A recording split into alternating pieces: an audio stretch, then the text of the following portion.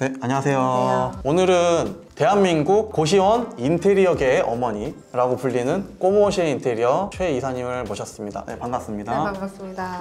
오늘 일단 이 자리를 저희가 이제 모신 이유는 많은 고시원 예비차 창업자분들이 궁금해 하시는 것들이 있습니다. 과연 어떻게 하면은 최 이사님의 그 인테리어 하신 곳들처럼 이렇게 예쁘게 나올 수 있는지, 이렇게 하면 비용은 어느 정도가 들고, 그리고 어떤 부분들을 좀 주의를 하면 좋은지에 대해서 허심탄회하게 얘기를 나눠보는 시간을 좀 가지려고 이 자리에 모시게 되었습니다. 안녕하세요. 꼬모쉐에서 이제 인테리어 팀장을 맡고 있는 최 이사라고 합니다. 저는 기존에는 원래 아파트나 이제 빌라 같이 주거 시설들을 인테리어를 하다가, 그때만 해도 이제 꼬모쉐님께서 이제 초반에 고시원을 하실 때 사람이 사는 곳인데 왜 항상 틀에 박혀 있는 원장님들이나 예비 원장님들, 시청자분들이 아시는 것처럼 기존의 그 고시원 느낌을 왜 벗어날 수 없는가 해서 네, 시작한 게 고시원이었고, 고시원도 그냥 일반 가정집의 방처럼 꾸미는 게 목표여서 어떻게 보면 시작하게 된 게 고시원 인테리어고, 어떻게까지 오게 되었죠. 참고로 최 이사님은 몇 개월 전에 MBC 구해줘 홈즈에 실제로 공사한 집이 거기에 방영이 되기도 했었습니다. 최 이사님 개인 아파트 매물인데 당연히 직영으로 공사를 하셨기 때문에 저렴하게 공사도 끝낼 수가 있었고, 그걸 어떻게 이제 방송 작가님들이 보셔가지고 구해줘 홈즈에 또 나오게 되는 영광도 보게 되었네요. 일단은 오늘 이 자리에 오신 거는 제일 우리 구독자분들이 궁금해하시는 고시원 인테리어. 고시원 인테리어는 사실 신설로 하게 되면은 요새는 평당 뭐 한 400만 원까지도 이렇게 부르는 게 현재 시장 가격입니다. 신설이라고 하는 거는 고시원을 아예 처음부터 수도 설비부터 시작해서 벽체를 세우는 것부터 해서 아예 새로 하는 걸 말을 합니다. 근데 그렇게 하게 되면은 뭐 한 100평 기준으로 공사비가 한 4억 정도에서 4억 5천 정도 들어간다고 해요. 그렇게 되면은 내가 투입한 돈이 많아지고 투입한 현금이 또 회수를 하는데 걸리는 기간이 또 오래 걸리게 되겠죠. 그래서 지금 꼬모시 인테리어에서는 어떻게 하면 좀 저비용으로 효율을 극대화할 수 있는지에 대해서 조금 많이 연구를 했던 것 같아요. 첫 번째로 비용. 네, 맞아요. 가장 궁금해 하시는 게 비용이에요. 고시원을 하는 이유 자체가 이제 돈을 버시려고, 수익을 만드시려고 시작을 하시는 거기 때문에 비용이 얼마나 드는지가 이제 가장 궁금한, 아쉽게도 뭐 아파트나 빌라처럼 평당 뭐 100만 원, 요즘은 품도 많이 올랐고 인건비도 많이 올랐고 자재비도 많이 올랐기 때문에. 그런데 이제 고시원 같은 경우에는 상가에다가 사람이 살 수 있는 공간을 새로 안에 내부에 또 지은 거기 때문에 어떻게 보면 모듈이 하나 더 생긴 거죠. 기존의 상태에 따라서 너무 비용이 천차만별이에요. 원룸이냐에 따라서도 다르고요. 그리고 미니룸이냐 뭐 그리고 구소방, 신소방 따라서도 다른데, 원룸이라고 해서 저렴한 것도 아니고요. 원룸인 경우에도 예를 들어서 화장실이 누수가 있다 하면 또 비용이 많이 드는 것이고, 미니룸이라고 해도 또 목문이면 또 그거에 따라서 비용이 많이 들 수 있는 부분이고. 그러면은 미니룸이냐 원룸이냐에 따라서 다 다르고, 설비나 그리고 에어컨 그런 공조 시스템이 어떻게 되어 있느냐에 따라서 또 다르고, 그렇게 말씀하시는 건데, 그래 대략적으로 그래도 대충 어느 정도 선까지는 내가 원하는 그림으로 나오려면 어느 정도는 들어간다, 이런 게 있을 것 같아요. 평당가 120에서 140 정도로 잡으시면 될 것 같은데, 주의하셔야 될 게 저도 이제 같이 인테리어를 하면서 좀 안타까운 부분인데, 고시원 인테리어 자체가 워낙 이제 아파트나 빌라보다는 비용도 많이 들고 규모가 크다 보니 업체들이 서로 일을 맡으려고 덤빈다는 게 경쟁이 되게 치열하죠. 굉장히 치열한데, 초반에 원장님들께서 인테리어 견적을 되게 많이 받아보시고 거기에서 이제 제일 저렴한 업체들로 많이 선택을 하시는 경우가 있는데, 실제로도 원장님들께서 어느 정도 생각하셔야 되는 게, 모든 인테리어나 예를 들어서 어떤 거에도 다 평균가가 있어요. 그 평균가에서 너무 이하로 넘어가면 거기서는 뭔가 문제가 있다고 한 번쯤은 생각을 해보셔야 돼요. 너무 저렴하면 딱 두 가지 중에 하나인데, 첫 번째는 추가 비용이 배로 나온다거나, 두 번째는 아예 포함되어 있지 않은 공정이 너무 많은 경우가 있어요. 그래서 최근에도 이제 100평짜리 고시원이었는데 화장실 설비랑 화장실 타일, 뭐 샤시 이렇게 저도해서 정말 너무 빡빡하게 깔끔하게 100평 정도 되는 고시원을 1억 4천 정도에 제가 정말 무리해서 견적을 드렸었는데 다른 업체에서 6천, 7천으로 네. 견적이 나와서 저도 네. 너무 궁금해서 말이 안 되는 견적이다 라고 해서 이제 견적서를 봤는데 보니까 정말 들어간 내용들이 거의 없는 거예요. 아, 많이 빠져있는 것들이 많다. 네, 거의 그냥 리모델링 중에서도 제일 최고 기본 리모델링 수준의, 예를 들어서 배관도 그대로 노출되어 있고 타일도 건드리지 않고, 그리고 샤시 같은 것도 그대로 사용하고 문도 심지어 그대로 사용하는 조건 하에서 6, 7천이 나왔으면 사실 어떻게 보면 더 비싼 비용인 거죠.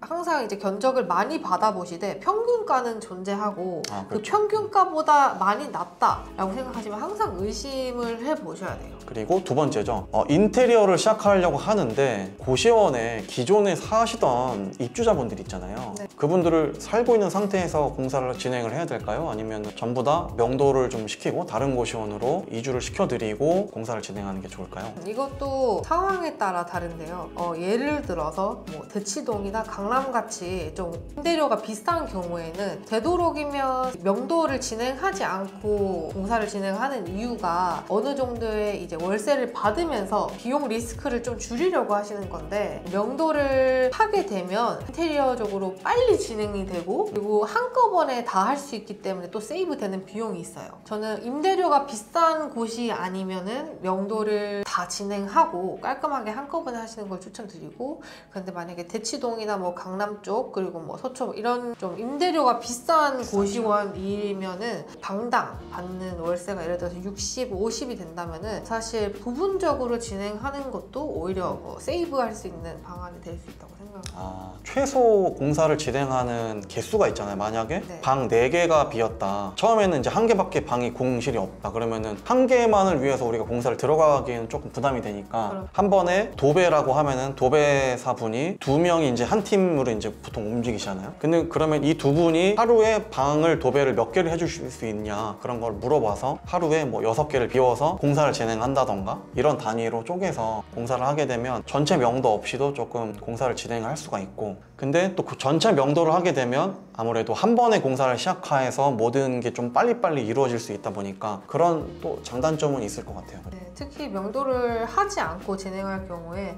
공용공간 공사가 되게 어려워요. 특히 이제 도장을 이제 고시원에서는 비용을 많이 세이브하기 위해서 목공을 하기보다 이제 도장으로 해서 색상을 많이 변경하는 쪽으로 인테리어를 많이 진행을 하는데, 사실 이제 그 뿌리는 에어로 진행을 하다 보니 뭐 공용공간 같은 경우 바닥도 이제 폰드를 바르고 진행한다거나 그런 것 때문에 명도를 하지 않을 경우에 공용공간 공사가 조금 길어질 수 있는 점. 또 명도를 하는 이유가 그것뿐만 있는 게 아니잖아요, 사실. 네, 명도가 이제 좀 필요하다고 생각하는 게 꼬모셰에서는 이제 기존 입주자분들이 주거 취약 계층분들이 좀 많으시다 보니까 입실료가 많이 밀린다거나, 그리고 방 안에서 담배를 태우신다거나 방을 조금 많이 지저분하게 사용을 하신다거나 이런 분들이 굉장히 많습니다. 사실 50대, 60대 이렇게 넘어가게 되면은 또 그런 분들한테는 우리가 원하는 입실료를 받기도 또 힘들어요. 그분들이 기존에 30만 원, 35만 원 이렇게 살고 있는 곳을 우리가 리모델링해서 4, 50 이상으로 개발을 해야 되는 거가 이제 우리 목표인데, 이제 그런 분들이 계속 있다 보면은 그런 게 좀 힘들죠. 그러면은 명도를 하는 팁 같은 게 있나요? 저는 예를 들어서 꼬모씨님은 이제 초반에 명도하는 팁들을 잘 아신다고 하면, 저는 이제 끝까지 명도 안 되시는 분들, 그러면 저는 전기를 다 내려버립니다. 아예. 근데 수도를 어쨌거나 공사를 하면 잠궈야 돼요. 수도를 잠근다거나, 사실 페인트 같은 경우에는 냄새 때문에도 못 배겨서 나가시고요. 그리고 이제 설비 공사 때 그 소음이 장난이 아니에요. 상가라서 야간 작업도 할 수 있기 때문에 공사를 일단 시작해서 정말 너무 진상으로 안 나가시는 분들은 그렇게 해서 하시면 사실 못 고쳐서 나가시긴 하더라고요. 그리고 고시원 인테리어를 진행하면서 이거는 꼭 짚고 넘어가야 된다.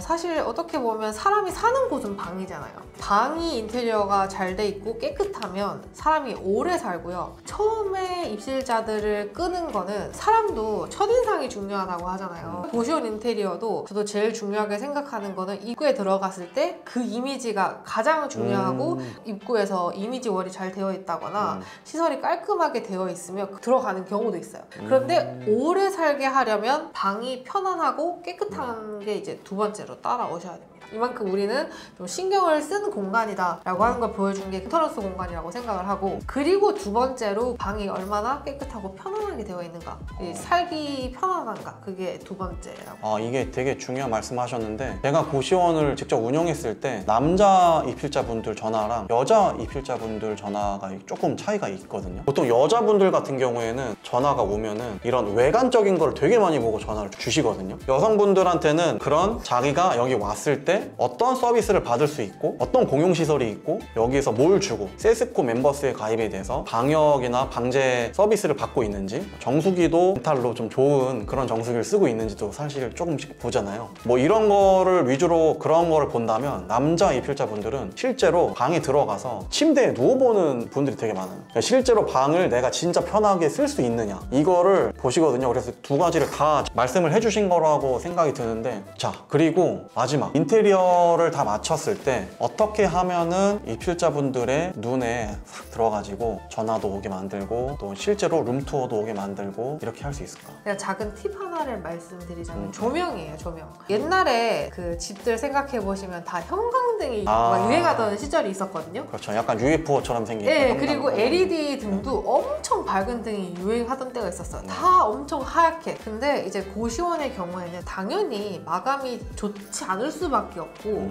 주광색인 밝은 조명을 쓰면 쓸수록 많은 흠들이 보여요. 그리고 이 주광색이 필요한, 밝은 색이 필요한 거는 공부할 때거든요. 밝은 거를 봐야 돼, 뭔가 책 같은 걸 봐야 될 때 밝은 색이 필요한데, 만약에 전구색으로 이제 어떻게 보면 노란빛에 가까운 좀 따뜻한 색깔이에요. 이 들어가면 이 고시원 방에 있는 흠도 덜 보이고 온도도 되게 높아 보여서 방이 좀 따뜻하고 포근한 느낌. 네, 포근한 느낌이 들 수가 있어요. 그래서 조명의 색깔만 바꾸어도 정말 좀 다르게 보이게 할 수 있는 효과가 있어요. 고시원이라서 뭔가 공부를 할 거라고 생각하지만 사는 공간이라서 여기서 공부를 한다기보다 입실자들이 방에서 어느 행동을 하면서 가장 많이 시간을 보내냐고 이제 잡아보면 잠이에요. 그렇죠. 네. 그래서 잠을 편하게 잘 수 있는 공간이 제일 중요하기 때문에 그래서 조명도 그런 거고, 그리고 사실 두 번째는 이제 매트리스 같은 경우에도 너무 이제 싸구려 매트리스 경우에는 뭐 토퍼로 보완을 한다던가 그게 약간 조금의 오래 살 수 있는 팁일 것 같아요. 만약에 올 인테리어를 하시지 않는 경우에. 어떤 업체한테는 이런 것만 좀 주의를 했으면 좋겠다 뭐 이런 게 있을까요? 저한테도 이제 SOS가 되게 많이 와요. 사실 저한테도 똑같이 견적을 받으셨는데 나중에 이렇게 해서 뭐 인테리어 공사가 엉망이 됐다던가, 최근에 이제 원장님 중에서 7천에 견적을 받으셨는데 2배가 돼서 딱 1억 4천에 끝나신 원장님, 심지어 3개월에서 4개월이 걸렸어요. 소요가 됐어요. 원래 한 달을 약속을 했는데. 그래서 그런 류의 SOS가 너무 많아서 원장님들께서 너무 저렴한 거에 현혹되시면 안 돼요. 항상 그 평균가를 딱 정해두시고 이제 업체들과 미팅할 때도 본인들의 스타일이 있으신 게 좀 중요하긴 하거든요. 아니면은 본인 스타일이 없으면 업체들도 그냥 평균적으로 되는 것들을 가장 많이 써요. 저도 그렇거든요. 근데 원장님들께서 정말 많이 이제 자료들 찾아보시고 카페든 뭐 호텔이든 상관없어요. 레퍼런스 최대한 많이 찾아보시고 이렇게 할 수 있을까요? 라고 하는 것도 중요해요. 근데 그렇게 따라 할 수는 없지만, 똑같이 할 수는 없지만 어느 정도의 느낌은 낼 수 있거든요. 그러면 이 업체랑 같은 가격에 해도 다른 더 좋은 인테리어가 나올 수 있고 더 개성적인 인테리어가 나올 수 있거든요. 공정을 진행하기 전에 꼭 저희 단톡방에 들어오셔서 그냥 인테리어 관련해서 질문을 하셔도 여러 이제 선배 원장님들이 진행을 했던 그런 좀 노하우도 있고 하니까 뭐 굳이 이제 최 이사님 통해서가 아니어도 그런 정보를 얻을 수 있는 방으로 들어오셔서 질문을 해주시면은 그때 이제 최 이사님 만약 그런 걸 보면 또 도움을 주실 수 있는 거니까요. 네, 오늘 촬영에 임해주신 꼬모시 최 이사님께 감사드리고 저희는 또 다음 시간에 뵙도록 하겠습니다.